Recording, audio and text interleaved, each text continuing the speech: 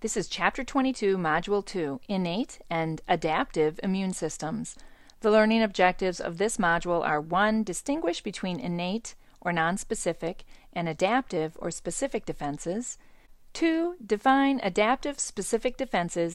3. Describe the body's innate or nonspecific defenses. And 4. Distinguish between passive and active, natural and induced immunity. The lymphatic system and other body defenses provide resistance to fight infection, illness, and disease. There are 2 categories of defenses: innate or nonspecific defenses and adaptive or specific defenses. Innate or nonspecific defenses always work the same way and work against any type of invading agent. Adaptive or specific defenses protect against specific pathogens, and they rely on the activities of lymphocytes. Adaptive defenses only develop after exposure to the environmental hazard.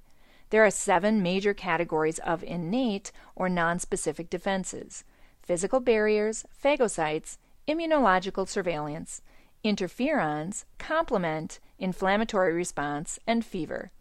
Physical barriers keep hazardous organisms and material outside of the body.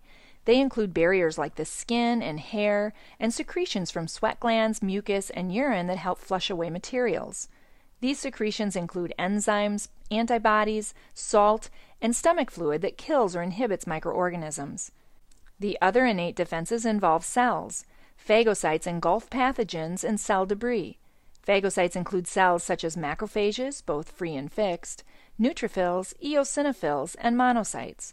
Some macrophages are given special names in certain areas of the body. Microglia are found in the central nervous system, whereas Kupffer cells are found in the sinusoids of the liver, and alveolar macrophages are found in the lungs. All macrophages move through capillary walls as they are attracted to chemicals in the surrounding fluids called chemotaxis.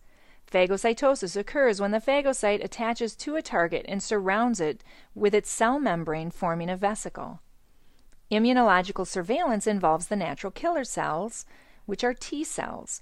These NK cells destroy abnormal cells in the peripheral tissues by shooting chemicals called perforins at them that penetrate the cell membrane of the abnormal cells and cause the pathogen to lyse. Natural killer cells attack any abnormal cell, including cancer cells and cells infected with viruses. Interferons are chemicals released by activated body cells, such as lymphocytes, macrophages, and virus-infected cells. The interferon chemicals act as messengers to coordinate the defense against viral infections to slow down the spread of viral infections. The complement system is a defense system that consists of circulating proteins. The plasma contains 11 special proteins called complements that form this complement system. These proteins work together in cascades where one protein activates the next, which then activates the next. These proteins assist the antibodies in destruction of pathogens by binding to the pathogen and causing them to lyse. Another body defense is inflammation. Inflammation is triggered by any stimulus that kills cells or injures tissues. The main signs and symptoms of inflammation are redness, swelling, heat, and pain. Inflammation temporarily provides a barrier against pathogens, retards the spread of pathogen movement into surrounding areas, and mobilizes local and system defenses against pathogens. Cells called mast cells cause a localized response in the tissues to limit the spread of an injury or infection. They do so by increasing blood flow and permeability of capillaries, activating phagocytes, activating complement, increasing clotting to wall off the region, increasing the temperature regionally, and activating the adaptive immune system. Mast cells are very similar to the basophil in that they release histamine and heparin, but they play more of a role against pathogens than basophils do. Also, basophils are found in the blood, whereas mast cells are found in the tissues. Fever is another nonspecific body defense. Fever is an elevation of body temperature above 99 degrees Fahrenheit in response to pyrogens. Pyrogens are any material that causes the hypothalamus to raise body temperature and include pathogens, toxins, or antibody complexes. Fever accelerates tissue metabolism and activity of body defenses, as well as inhibits the multiplying of pathogens. Adaptive or specific defenses are different from nonspecific defenses because this is a response to a specific antigen, and the coordinated actions of T cells and B cells are required.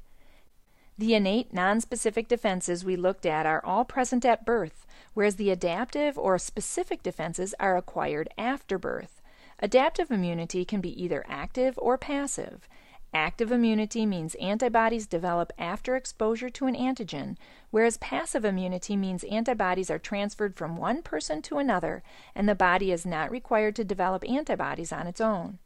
Active immunity can be naturally acquired through a person receiving exposure to pathogens in the environment, such as one person having the chickenpox virus and spreading it to another person. Or, active immunity can be artificially induced where a health professional delivers pathogens in the form of a vaccine.